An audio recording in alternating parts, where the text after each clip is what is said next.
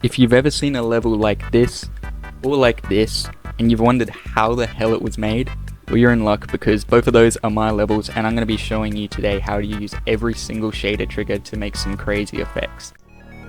Alright, so to start off, we have a shader trigger here set to B3, so anything we put on B3 will be affected by the shader trigger. And the first effect we're going to do is using the Grayscale trigger, and we're going to do some color banding. So grab your Grayscale trigger, set the fade time to 0, and set the target to like 999, some huge number. And we want to grab a low opacity object, so we'll find, or just a glow object. So sort of like this. We can put this on B3, and you'll notice it goes invisible. We'll set it to a color, so I have color 6 already. We'll warp this up a little bit, and you see nothing's happening at the moment, but that's when I changed brightness. You see some interesting things start to happen. You can adjust the hue, you can get stuff like that, but you can use a lot more interesting objects to get some much cooler effects. So we'll try out this one. So we'll set this on 6, we'll set this to be 3, warp it up a little bit. See if this, oh, it does work. There we go, just like that. You have a crazy looking effect in like 20 seconds. And copy and paste this about, switch the hues up, get some interesting banding. You can adjust the brightness as well, and the saturation. Look at that. That is quite cool. I actually quite like that one. So you can mess around a lot with the Grayscale trigger. You can change the luminosity. That changes how bright things are and shit. Doesn't look too different without it. The yellow goes darker, the blue goes a bit brighter. It's not that different. The next trigger we're going to check out, this is one of my favorites actually, the shockwave trigger. So I actually have a static camera already set up. I actually forgot where it was. And for the shockwave trigger, the effect I'm going to do is I want to have just lines everywhere that are wavy, wacky and stuff. So I'm going to set the speed down to 1.9, something low like that, because you don't want it to move too fast, otherwise that's just jarring. And we'll set the wave width a little lower. Now the fade out, we want to set this to 999 because you can't put -1. And we'll set the fade into 0. Time offset to 10, so it's 10 seconds into the shockwave when you start the level.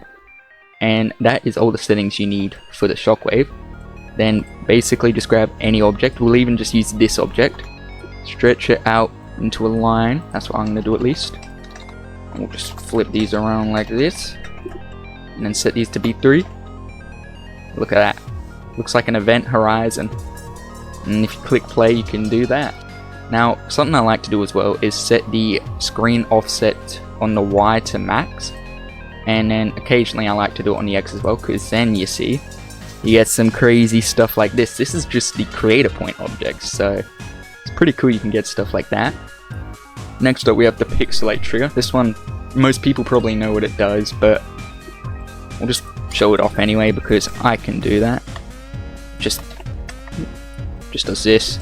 You can set it to hard edges if you want the edges to be hard. Well, actually that does, oh, that looks quite cool. Huh. But yeah, there's a lot of stuff you can do with this trigger, but I haven't really done any effects with it, so yeah. Now, the next thing I quite like to do is, I don't use this often, but it is quite cool to mess around with. Using the invert trigger, select edit RGB, tween RGB, or RGB, sorry, and clamp RGB. Now we can set this to like -1. Set this to a fade time of 1. Then we can set this one to -1. So you like to back to positive. And then we can just set this one to -1 as well. Create a little loop here. Now if we place any object, we'll find one with colors so you can see what's happening. These colors, I believe they go multiplicative or whatever. I might be completely wrong, but we'll just check it out with this. Just warp this up, put you on B3.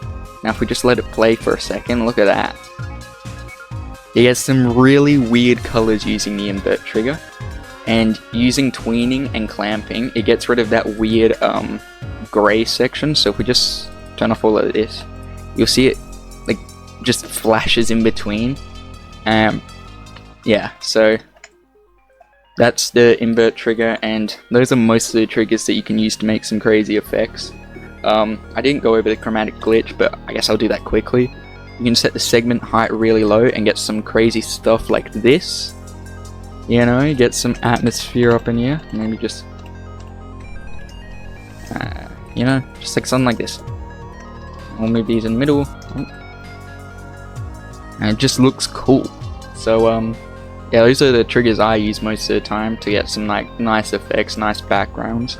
You can do a lot more, especially with the gradient trigger and just mixing it in with old effects from 2.1 and get some crazy stuff. But yeah, that's all then. Bye.